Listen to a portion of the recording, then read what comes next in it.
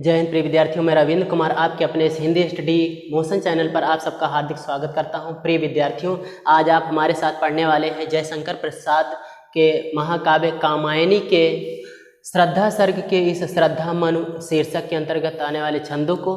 तो जैसा कि हम आपको सबसे पहले बता दें कि इसमें है क्या, कहाँ से पढ़ना, कैसे समझना है, तो इसके बारे में पहले समझ लेते हैं, उसके बाद में पढ़ना आरंभ करते हैं। दोस्तों, ये जो आप पढ़ने जा रहे हैं श्रद्धा मनु शीर्षक को, ये कहाँ का है इसके बारे में बताते हैं। ये जो जयशंकर प्रसाद जी ने महाकाव्य लिखा है कामायनी, कामायनी महाकाव्य जो है वो 15 सर्गों में विभक्त है। दोस्तों, कितने सर्गों में विभक्त है?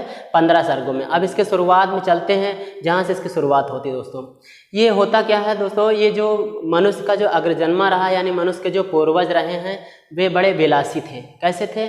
विलासी थे और हमेशा वे युवा रहना चाहते थे, यानी नव युवक नव किशोर रहना चाहते थे। तो उनकी विलासिता से प्रकृति को बहुत दुख हुआ, उनके अत्याचार से प्रकृति को बहुत दुख हुआ। प्रकृति ने उनसे बदला लेना चाहा। किससे बदला लेना चाहा? मनुष्य के जो पूर्वज थे उनसे।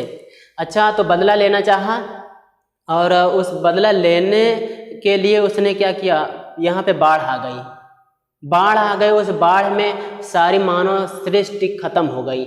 बचे सिर्फ एक, वो थे मनु। कौन बचे थे दोस्तों? मनु बचे थे। ये भी कहा जाता है कि मानव जाति के विकास में चिंता एक कारण है। चिंता मानव जाति के विकास में एक कारण है। तो जब सारी सृष्टि विनष्ट हो गई तो उस समय मनु के मन में कुछ अंतर्द्वंद चल रहे हैं, कुछ प्रवृत्तियां चल रही, कुछ वृत्तियां चल रही हैं जो आपस में संघर्ष करती। कुछ वृत्तियां हमने क्यों कही? क्योंकि दो तो मुख्य हैं। वो कौन कौन सी है? एक है दैवी, दूसरी है आसुरी। दैवी मतलब देवों से संबंधित है। हमने कहा ना, ये अभी कि इससे पहले वाले जो पूर्वज थे, मनुष्य के जो पूर्वज थे, देवता लोग जो थे ना, वे लोग विलासी थे। और चूंकि वे कहा जाता है कि वे निश्चिंत जाति के थे, मतलब जाति भी उनकी निश्चिंत थी, इसलिए चिंता भी नहीं करते थे। तो हुआ क्या कि जब श्रेष्ठ प्रलय हो गई, सब कुछ ध्वंस हो गया, नष्ट हो गया, तो बचे हैं मनु। ये भी दूसरी बात हमने बता दी है कि मानव जाति के विकास में चिंता ही एक कारण है। तो मनु जो थे, उनके मन में इस प्रलय को देखकर, इस विध्वंस को देखकर, इस नष्ट स्थिति को देखकर उनके मन में अंतर्द्वंद चल रहा था। उनके मन में कुछ वृत्तियां चल रही थी जो आपस में संघर्ष कर रही थी। वृत्तियां उनमें दो प्रकार की थी। एक तो थी वो जो दैवी थी, देवों से ईश्वर से संबंधित। दूसरी वो आसुरी प्रवृत्ति थी, जैसा कि ये पूर्वज अक्सर करते रहे हैं। तो जिन्हीं के कारण ये बाढ़ आई थी, है ना दोस्तों। तो उनके मन में दो वृत्तियां मुख्य रूप से थी जो आपस में अंतर्द्वंद, एक दूसरे पर प्रतिघात कर रही थी।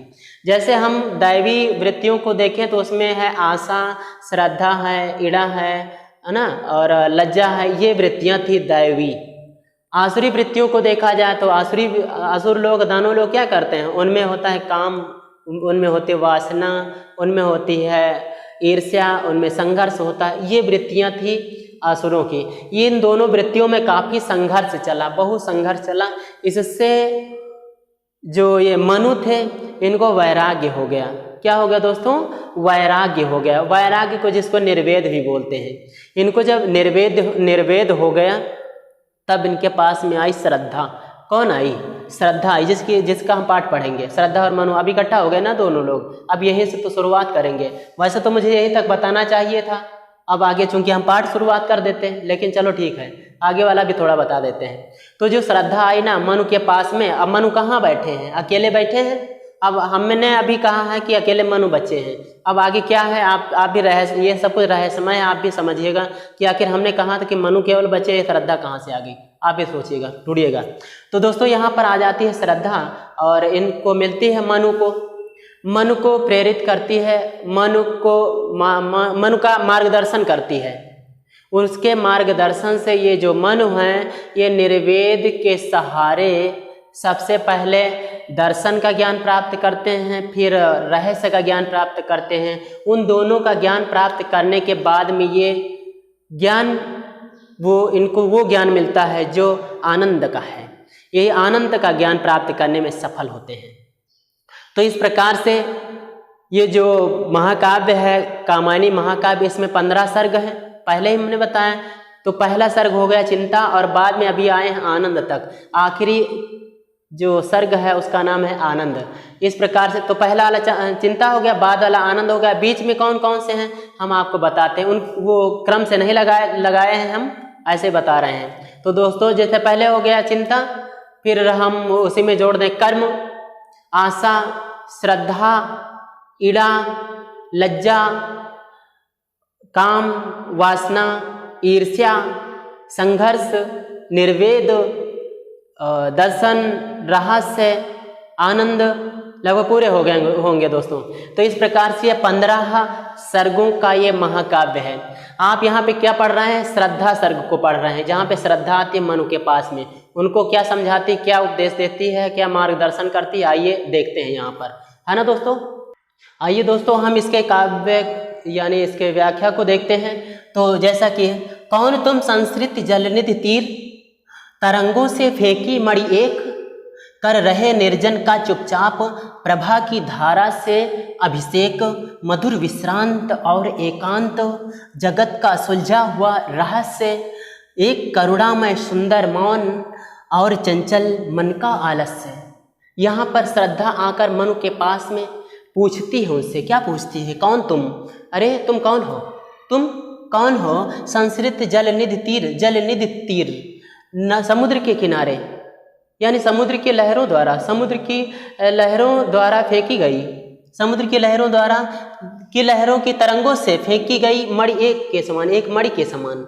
जैसे समुद्र अपनी लहरों से, समुद्र की लहरें तरंगों के माध्यम से अपनी मणियों को तट पर फेंक देती हैं, उसी तरह से तुम भी संस्कृति, ये भवसागर रूपी ये संसार रूपी भवसागर की लहरों के द्वारा इस निर्जन स्थान पर, तुम निर्जन स्थान पड़े हो ना, इस निर्जन स्थान पर, इस एकांत स्थान पर पड़े हुए मुझे उस मणि के समान प्रतीत हो रहे हो। फिर से समझो दोस्तों, यहाँ पर श्रद्धा पहुँचती है तो मनु से पूछती है, अरे तुम कौन हो, तुम तो उसी तरह लग रहे हो जैसे समुद्र की लहरें अपनी तरंगों से अपनी किरणों को अपने तट पर फेंक देती हैं, ठीक उसी तरह तुम संसार सागर रूपी लहरों के द्वारा एकांत स्थान में फेंके हुए तुम भी हो।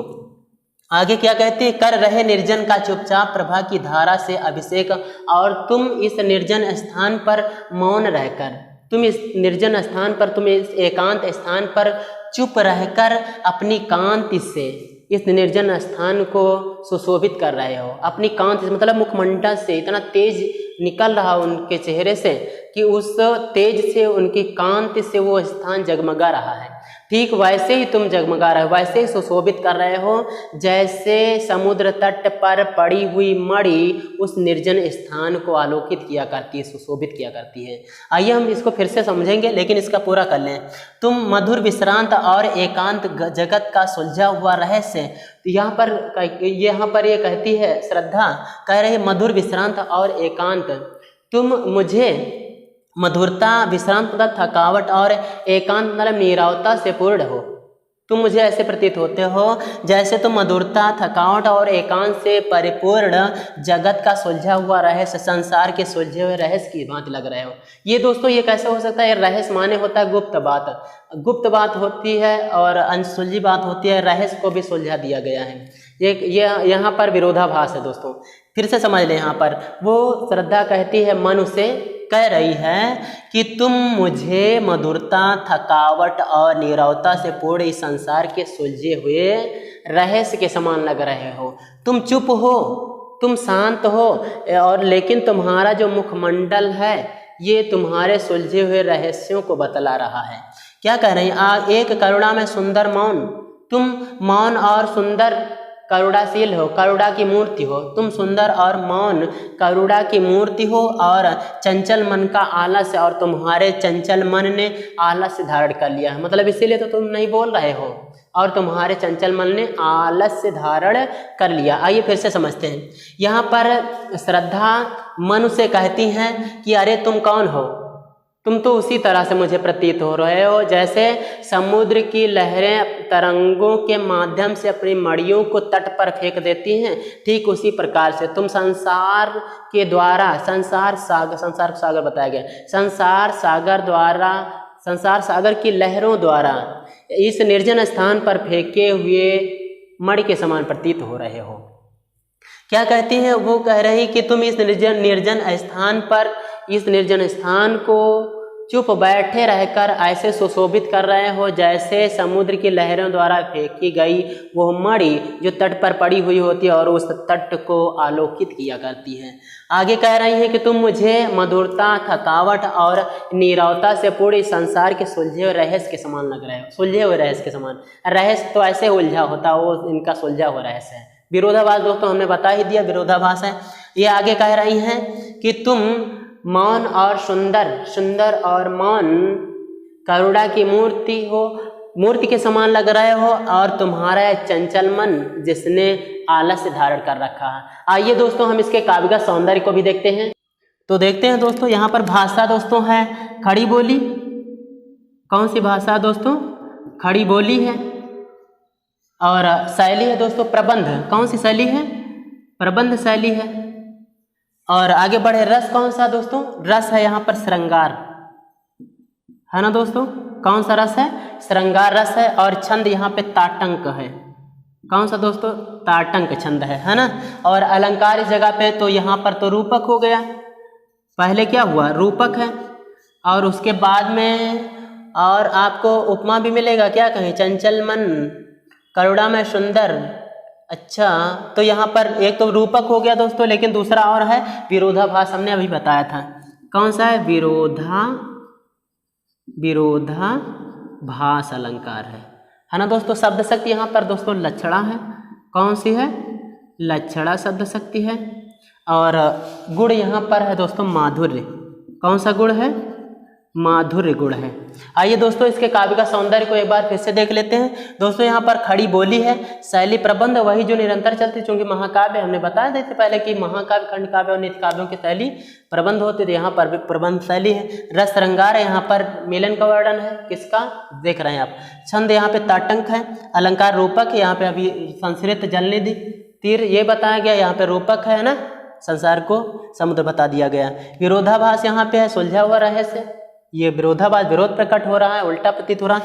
अच्छा, शब्द शक्ति क्या है? लक्षणा है, मतलब सीधे शब्दों में कुछ अर्थ निकाला गया, कुछ नहीं निकाला गया तो नहीं निकाला गया, यानी दूसरे हिसाब से अर्थ निकाला गया, तो यहाँ पर कौन सी शब्द शक्ति हो गई? यहाँ पर लक्षणा शब्द शक्ति हो गई। गुण कौन सा है दोस्तों? माधुर्य है। माधुर्य गुण कहाँ पे होता है? जहाँ पर जिस किसी काव्य के पढ़ने से मधुरता की अनुभूति होती है। किसकी अनुभूति होती है दोस्तों? मधुरता की अनुभूति होती है, वहाँ पर माधुर्य गुण होता है ना दोस्तों? इसको आइए दोस्तों इसको सही कर लेते हैं।